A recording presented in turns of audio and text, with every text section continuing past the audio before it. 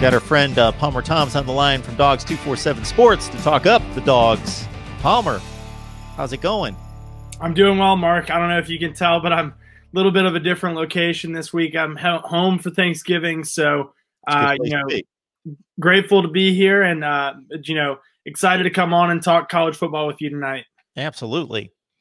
So, if you had one choice of what name I was going to bring to the table first, I'm only going to give you one guess. Who do you think I'm going to bring up first? JT Daniels. So he throws for 401. He throws 4 touchdowns? 4 touchdowns. 4 touchdowns. 401. I did not watch the game play by play. I watched his 2-minute highlight reel. And of course, those are all the good plays, but he certainly stepped up. Fit it all in 2 minutes.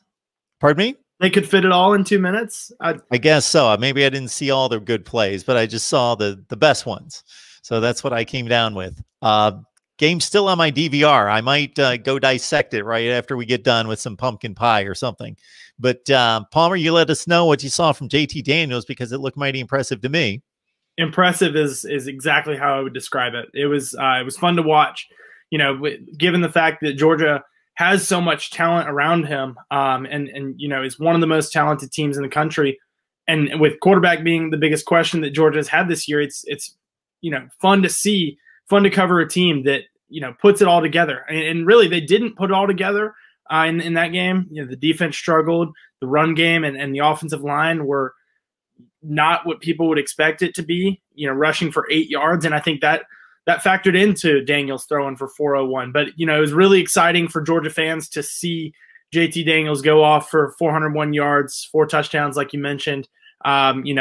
It'll be very interesting to see how he continues, if he can continue putting up those big numbers. He was very impressive speaking with the media after the game.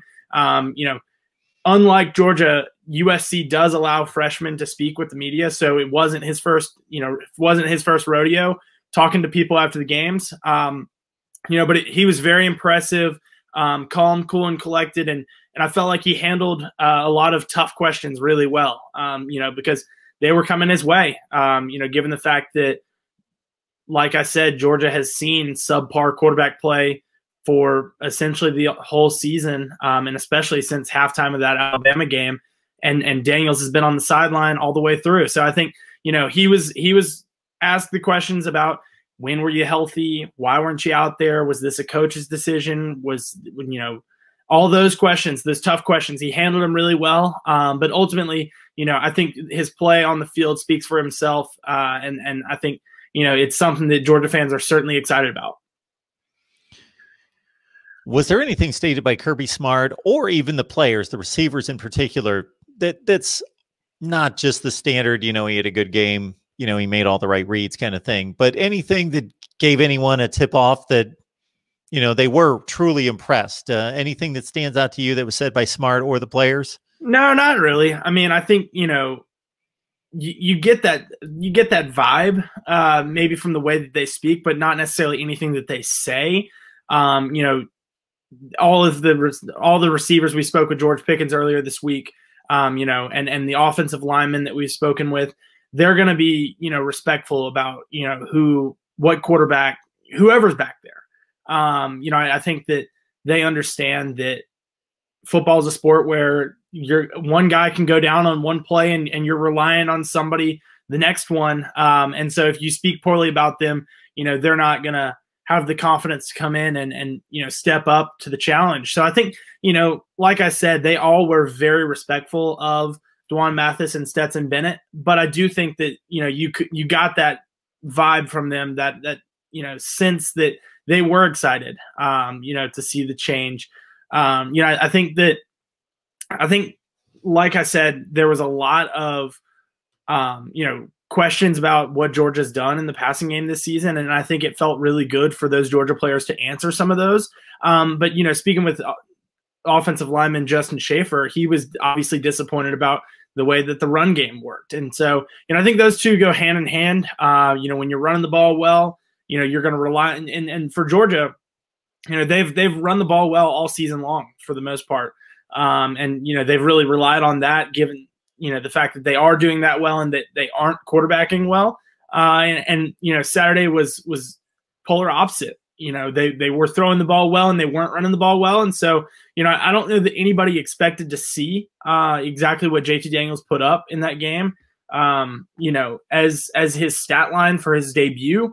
But I think, that comes as a factor of he played very well. He, hit on some of those big plays downfield. I think that's an exciting aspect. The explosiveness of this offense is something that, hasn't been missing, but it hasn't been there consistently. They have hit on explosive plays. They Stetson Bennett hit Kearis Jackson over the top against Auburn. The receivers were breaking open against Florida. They had the 80-yard touchdown against Alabama, James Cook out of the backfield. And so the explosive plays have been there, but they haven't been there as consistently as they were on Saturday night. So I think that's something that excites, Georgia fans and this Georgia team. I would love to see a stat on when the last time Georgia rushed for 8 yards.